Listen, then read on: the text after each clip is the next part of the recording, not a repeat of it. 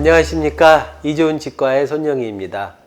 오늘 온라인 서저리에서 여러분들과 함께 이제 볼 영상은요, 45번, 6번 임플란트를 식립을 하고 지금 로딩을 계속 이제 주고 있었던 환자인데요. 페리임플란타이티스가 서서히 오기 시작해서 지금은 어떻게 생각해 보시면 엑스레이에 보시는 대로 임플란트 총 길이의 절반 이상의 본로스가 발생했던 환자고요. 이 환자의 문제는 어부트먼트의 커프 하잇이 1mm 정도밖에 되지 않아서 크리스탈 본로스가 생길 것으로 이제 예상이 되었던 환자입니다. 그리고 본로스의 양상도 보시면 이분하게 버칼 사이드와 링괄 사이드의 코티컬 플레이트가 모두 다 소실된 환자입니다.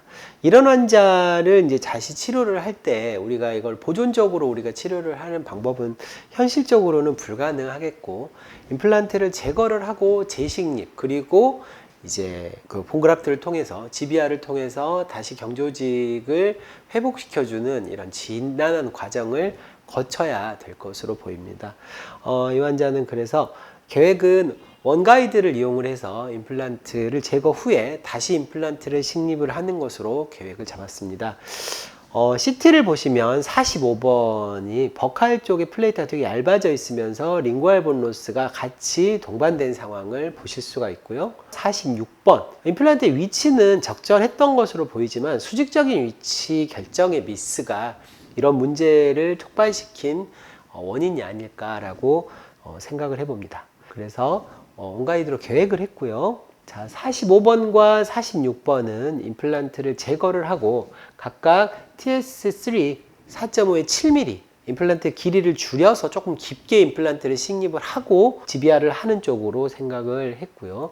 46번도 4.5에 7mm, 그리고 47번이 같이 미싱이 되었는데 혹여나 문제가 생길 수도 있을 것 같아서 앞쪽 임플란트에 47번에도 TS3 5에 7mm 임플란트를 하나 더 추가하는 걸로 해서 치료 계획을 잡았고요. 그리고 45번과 6번 임플란트를 제거한 부위에는 임플란트를 식립 후에 오스빌더를 이용을 해서 GBR을 하는 것으로 계획을 했습니다. 자, 그러면 이 계획을 가지고 수술을 어떻게 진행이 되는지 수술 동영상 같이 보시고 오시겠습니다.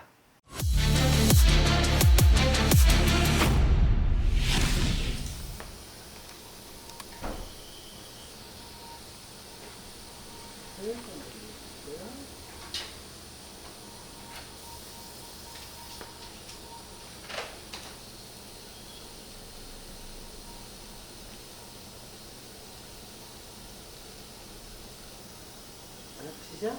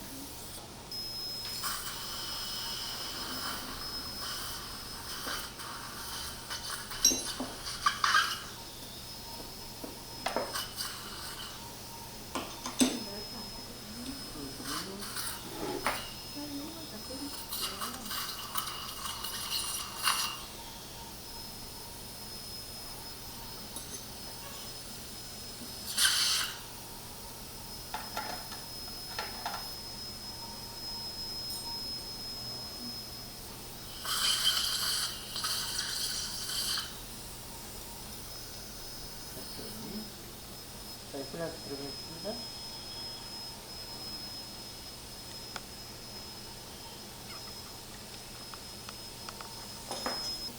움직이지 않을 것 같아요.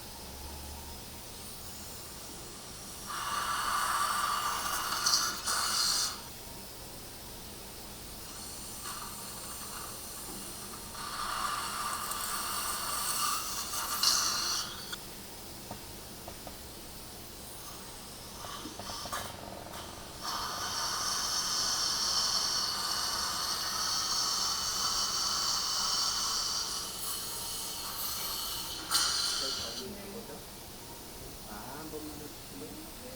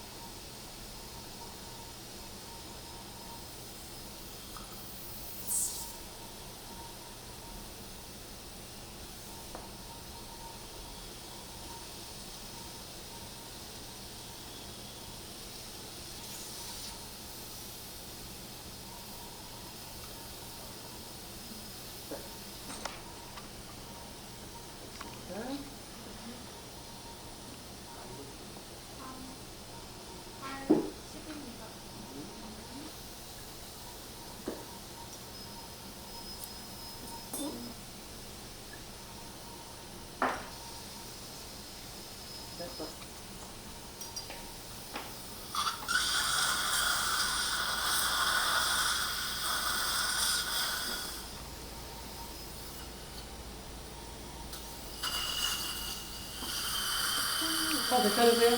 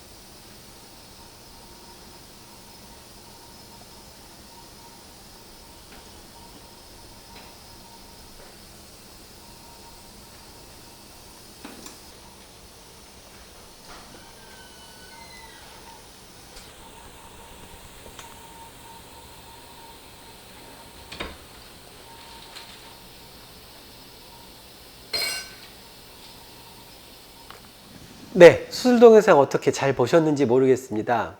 굉장히 어떻게 생각하면 복잡하죠. 임플란트가 이렇게 경조직에 문제가 생기면, 이 바이올로직 컴플리케이션이 생기게 되면 실상 현실적으로 이걸 해결하는 방법은 임플란트를 제거하고 재식립하는 것이 가장 예지성 있는 방법이지만, 달리 생각해 보면 굉장히 오랜 기간이 걸리고 되게 환자의 불편감이나 이런 측면에서 보면 굉장히 좋지 못한 치료 방법이라고 생각을 합니다. 하지만 지금 상황에서는 거의 유일한 치료 방법의 선택이라고 생각이 되고요. 술전을 보시면 이렇게 그래도 스크류 리테인드로 보철물이 돼 있어서 제거하는 거는 크게 어렵지 않았습니다. 먼저 크라운을 제거를 하고, 그리고 보시다시피 주변에 지금 인플라메이션 소견이 굉장히 심하게 보이고 있습니다.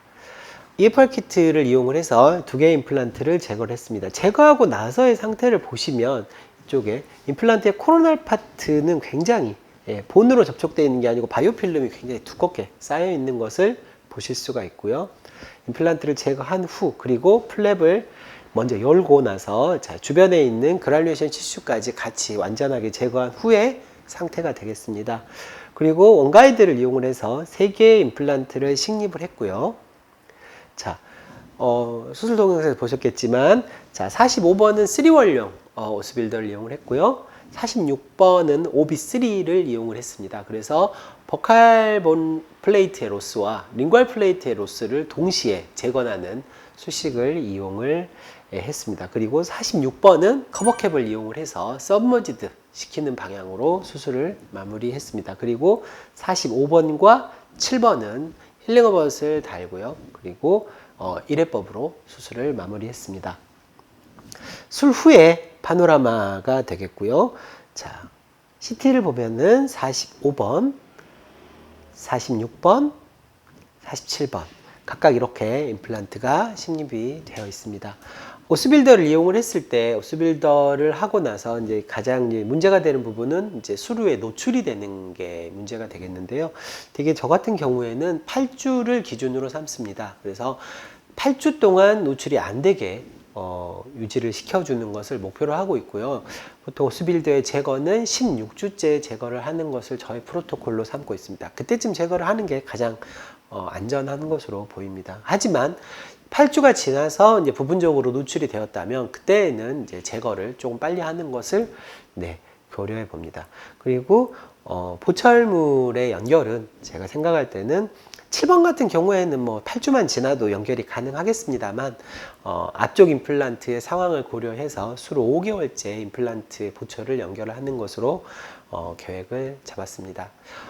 이상 이 페림플란타이티스에 이완된 하 구치부의 임플란트를 제거를 하고 이것을 재건하는 치료를 이제 같이 한번 보셨고요.